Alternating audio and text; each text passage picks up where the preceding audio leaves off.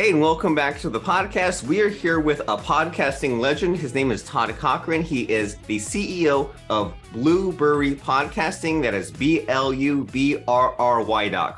Todd wrote the book on podcasting called Podcasting, the Do-It-Yourself Guide. He has Blubrry Podcasting and its parent company, Raw Voice, which is a full-service podcast hosting service. You might have also heard of the #1 podcasting plugin for WordPress called PowerPress. We're going to talk about all kinds of fun things podcasting. Todd, glad to be talking to you. Hey, thanks for being here. And that's Blubrry without the E's because we couldn't afford the E's. They were $2 million.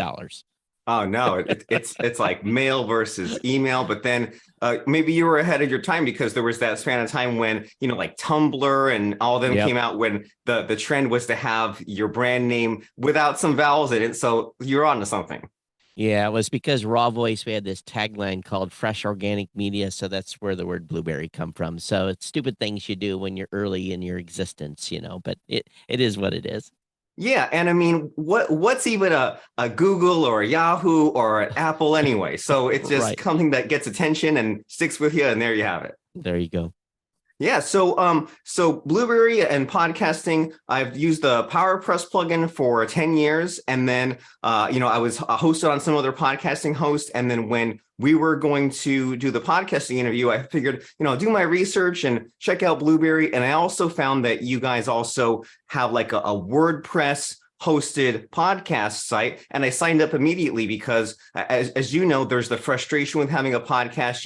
There's like two extremes, right? You say, I might want to be hosted on some other site, but there's things I don't like about them versus I want to be hosted on my own site and have the SEO advantages. But WordPress setup is such a hassle with like choosing the themes and everything. And I thought, man, they had it all in one place. It's hosted. It's all set up the way I want it. Plus it's WordPress. So if I ever decide to hit the eject button, I can always export the site and set it up somewhere. So Blubrry is an amazing company and amazing service. So let's talk about it. And let's talk about you. What do you feel like sharing with us about podcasting and about your company? Well, it's been a crazy ride. I've been a podcaster since 2004. I started the company in 2005. And, in the early days of podcasting, it was very, very difficult. So when we started building the business, we were largely in the advertising space, but then it kind of shifted to the service business. And we really had to make it easier for customers to be able to create content. Like you said, it can be a bit of a challenge and it can be overwhelming. So over time, and it didn't all happen all at once, over time, we really built the platform so that anyone that wants to start building or growing a show can do so in what we consider really the right way. And that right way being building your brand on your .com. And the saying that I always give is that you've never seen someone build a castle on rented land. So with the way things work today, obviously people are listening to podcasts across, 100 plus devices, lots of platforms, even some of the home speakers, they listen just about everywhere you can imagine. The key really is then how are you found outside of that ecosystem? And really it goes back to that Google, goes back to that 800-pound gorilla and be able to find things. And I think we all probably use Google on a regular basis, and people now are searching for specific content. So the advantage that I think we give content creators is the ability to, it's easy to find a show. That's not a problem. That's pretty simple no matter where you're at. But it really gets down to that nitty gritty of finding that specific episode. Like if someone wants to find this episode, when they search, they're going to search for a certain term. And you hope that you rank high enough that you're found on the first page and they'll come to your website and listen to this. So I think our approach really from the very beginning has been to help content creators build their brand. Podcasting is this amazing, diverse, inclusive, all these, these buzzwords you hear today, DEI and stuff like that. But podcasting is really that, because everyone's creating content now and the entry to barrier is very, very small. Even if folks that don't have a budget, there are other services out there that they can podcast for free to get going and get started. But oftentimes what we'll find is that some of those folks will kind of graduate later into a more robust platform. But in the end, we're really here to serve content creators. We're here to help them grow their show. And it's kind of a funny thing, but it's like we provide products and service and then just get out of the way. We don't want anyone that is hosting with us. People should not know that they use Blubrry. That's not the key. The key is that you're building your show, your brand, your audience, your tribe, and then whatever your goal may be for your show is really the key. I like that a lot. So I guess there's two big ideas that are sticking in my head from what you said. First is don't build your brand on rented land. And that was part of the frustration with me with looking into some of these other podcasting hosting services, because sometimes they'll stick you on a subdomain, right? And it'll be your name dot someone else's brand. And I'm thinking like, I want to build my own brand. And then there was one other that I was really close to using before Blubrry. And when you would publish a podcast episode, it would be a bunch of like numbers. It would be like to check out such and such podcast, go to this web address /24360. And I was thinking like, that's not good for the Google rankings for search engine optimization. And so there's that. And then you also mentioned that this other big idea is to think of the people out there that have a need, that have a problem, that are doing a Google search, and you might have hundreds of episodes or all these pieces of content, and they're looking for something specific, and their one problem is a path to them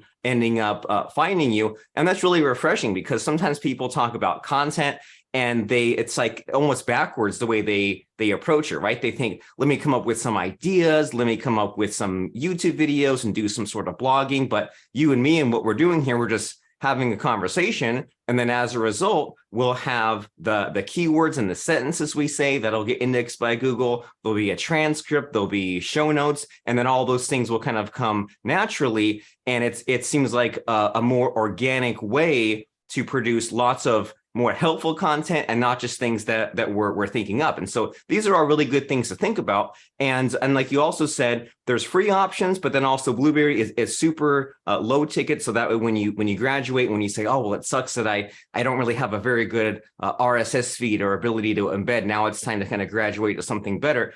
What do you think holds people back these days with podcasting? Is it the recording? Is it they can't get started? Like you said, the point is the usage. So what can we say on today's show to get more people podcasting? It's definitely that recording paralysis. It's that getting to episode 1. If we can get a new podcaster that is thinking about doing a show and get them to episode 1, they get one in the can, then it's really rinse, wash, repeat. It's simple. Once you get to episode 1, then all they have to do is, if they've already done the stuff about getting their site set up and deciding a domain and maybe come up with some album art, some of those things that are kind of annoying that could, to really kind of get ready to do a show. And once you get episode 1 done, then you're in Apple, you're in Google, and you're all these Spotify, you're in all these locations. And then really all you have to do then is focus on the content, because that's in the end what we all really want to do, is to focus on the content and get out there and get our word out. And it's really it can be complicated for some folks. We got a lot of new content creators today that often don't even know there's a right click button on a mouse. And I say that kind of because that's, most people say, no way, but there are a few people out there we run into on a tech support call where they call into our tech support team, say, hey, and we're like, well, just right click on that. And they're like, oh, so we've had to make the technical piece as simple as possible, but at the same time, give the content creators the options to set up those advanced fields and do those advanced techniques. But really getting to episode 1 is the challenge. I love it. It's kind of like when you're running, going out for a run, and you're just like, I just need to get to that next street or that next tree down there, that next stop sign. Just get there, and it might be awkward, it might be a little bit of a push, but get that first episode out there so that way you can then rinse and repeat. And so you're making me think way back, because you and I were on episode 901 or so of my show. So I've rinsed and repeat. I'm thinking that when I first started a show, I made it like a weekly habit. And every week I would say like, well, here's what I want to talk about. And many times I would be kind of sparked by a customer or a problem that I saw, and that was a really good kind of conversation. But after I got to maybe episode 50 or closer to episode 100, I started running out of my own material. I started kind of like inventing new problems to talk about. I was running out of content. And then around that time, that was when like the interview model, it had always been there, but is more picking up. And that's been really great because it's unlimited content.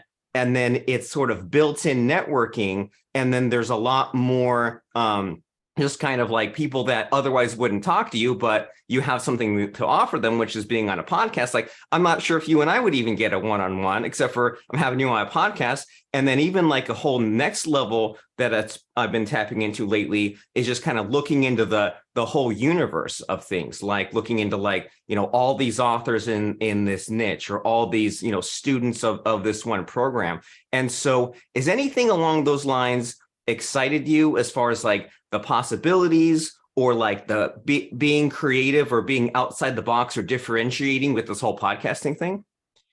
Well, number one, sustained superior content is key. Number two is there's a whole host of things that just run through my head. Some folks are wired to do solo shows. Some folks are wired to do interview shows. I think sometimes the best may be a hybrid, a little solo, a little hybrid. And the main thing though is you got to have a passion for the content that you're talking about. You need to like be able to live and breathe this day in and day out. That's what, it's something that you really love and that you can talk on demand. And if that's you and that's the topic, that's your podcast really. But I think in the end, what oftentimes people overlook when they're getting ready to do a show is, number one, what's the goal? What's the goal? I ask podcasters often, what's the goal of your show? And I get this dumbfounded look, and we're just doing a show. Well, was the show to build, for me, it was to build authority in the tech space. Number two was about monetization, because it was very expensive in the early days to podcast. So I had to pay some bills. Luckily it's not that way anymore. It's just, it's just a pretty small number. But some folks use shows for lead gen. Some folks use it for just, a variety of reasons. Sometimes they do it research for their next book. So I think the number one thing is figure out the goal, and the show will build itself from that, to be kind of frank.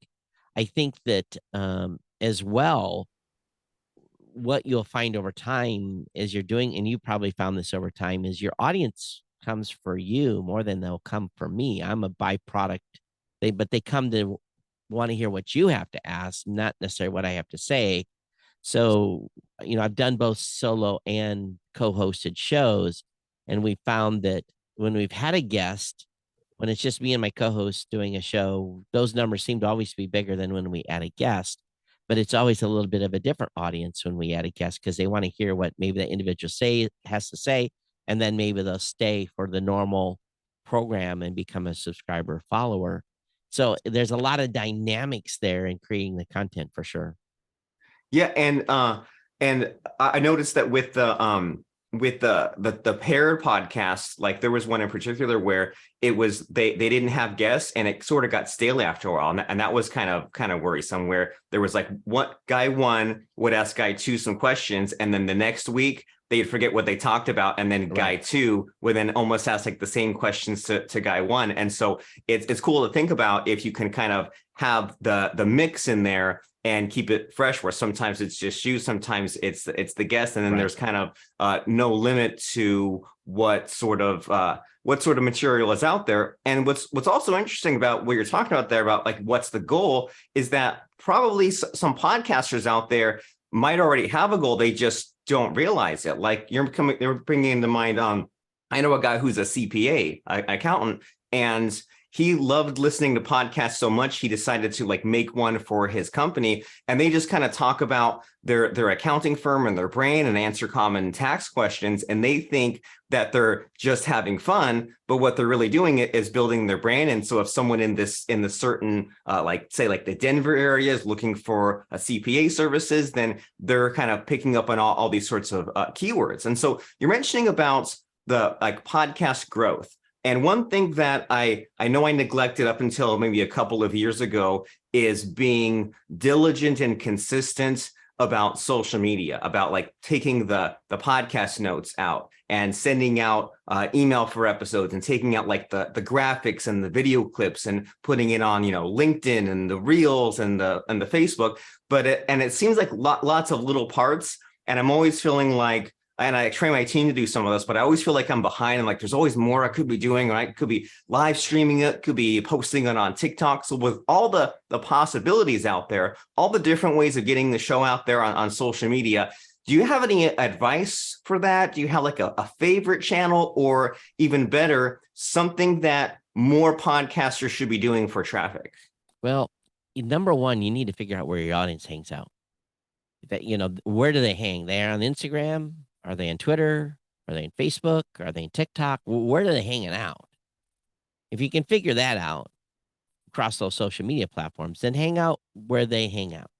That's the number one thing, because we all can't do everything. Believe me, I've got a list of like 13 things I like to do from every episode. I never accomplish all of it, but I think it's a good point that anyone that's considering doing a show, if you're going to spend 2 or 3 hours a week doing your episode, you should probably spend 2 or 3 hours as well marketing and doing social media, and not out there saying, "Hey, I got a podcast."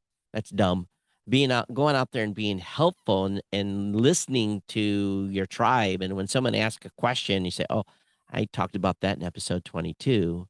So I keep a spreadsheet of all the topics that I've done in podcasting. And when I think I have an answer for them, I search for where that was in a specific podcast. And I say, okay, go listen to episode 676. There's a topic in there for you, and be helpful. So those opportunities don't always pop up on a weekly basis, but when they do, you'll gain a follower or a subscriber. But I think the key is be helpful. And I think more importantly is in the content creation process itself, even if you have 100 listeners or 1,000 listeners, just go on Google and Google what 100 people look like, and print that page and have it somewhere where you can see it, so that you're reminded of the actual body of listeners that you have. Because oftentimes, if you're going to, let's say your listener counts 1,000, get 1,000 listens per episode. If you're going to go to an auditorium and speak to those 1,000 people, you would probably be much more prepared to do that live than you would in doing your podcast. But I often ask, what's the difference? There's no difference, because they've opted to listen to you. They plugged you into their head with their earbuds, and you're having a one-on-one conversation. And it's you have to understand that audience is very, very valuable, and don't waste their time. And as soon as you start visualizing how big that audience is, even if it's 50, you'll have a little bit different respect in going forward in your prep and how you do your show. And you're probably more optimistic and more motivated. And right before the show, I was doing a little bit of research on you and looking at some of your other interviews. And you said something like, well, is your boss even talking to 100 people? That's right.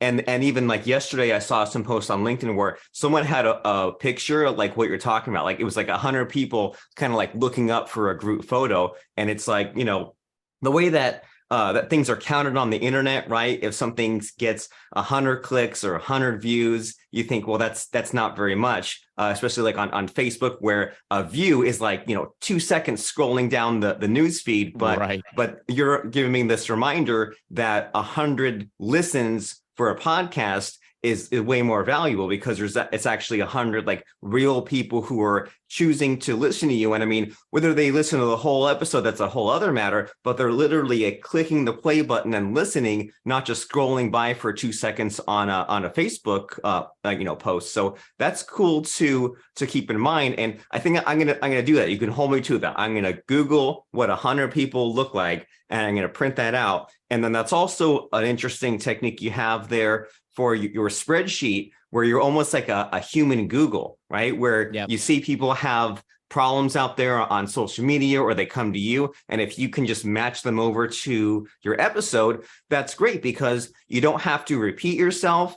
And it doesn't seem like you're just making up an answer on the spot. You can say, here's this exact thing that I'm mentioning. And so these are all like common sense answers, right? About how just get out there, just sign up with Blubrry or whatever, platform gets the job done, get you to that first episode, figure out where your people hang out, figure out what your goal is, and then watch your numbers and grow your show, and then let it turn into whatever it is that it turns into and gets your business to where it needs to go. And so I want to make sure, because we both know the format here, Todd, for podcasting. We start off with getting to know you and some interesting questions. In the middle, we get to the meat, but then near the end, we're getting more towards the next steps. So if someone is excited by how simple and how just like positive you are about this podcasting thing that they need to really be dialing in and taking seriously,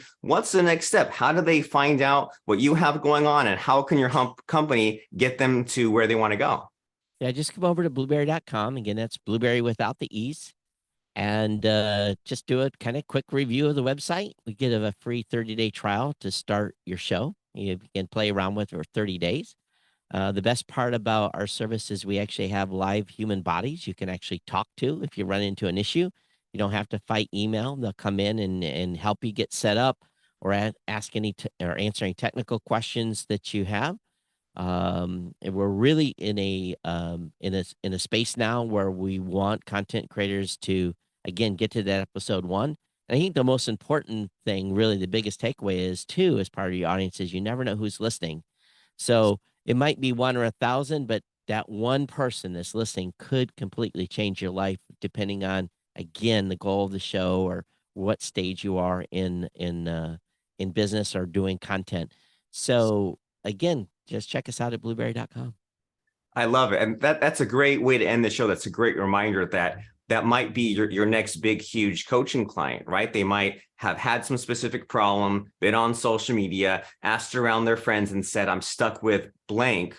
They go and they find your podcast episode, or they find where the show notes are. They end up on your list. They make the phone call. They buy from you. And that could be a huge high ticket sale. And there's even like a handful of marketers where I dropped off their email list, where, I just kept getting the emails and I stopped clicking and I stopped viewing, but I stayed on the podcast for many years, and they stayed in my ear, and I ended up buying things despite not being on their list, or despite not even following on social media, just because the podcast still remains. So to your point, you never know who's listening, and you never know who you're kind of getting further along the levels of awareness, who's kind of getting deeper into your matrix or your secret sauce, and who maybe they're just tired of listening to everyone else on YouTube or email or Facebook, but they're still hanging on with you on podcasting, and that can lead to many other things. So blubrry.com. I think I said Blubrry earlier, okay, but now I'm permanently said in the correct way.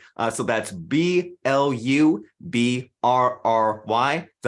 blubrry.com, and we will see you there. And thank you, Todd, for even a big shot like you appears on podcasts, including mine. So I'm honored and humbled.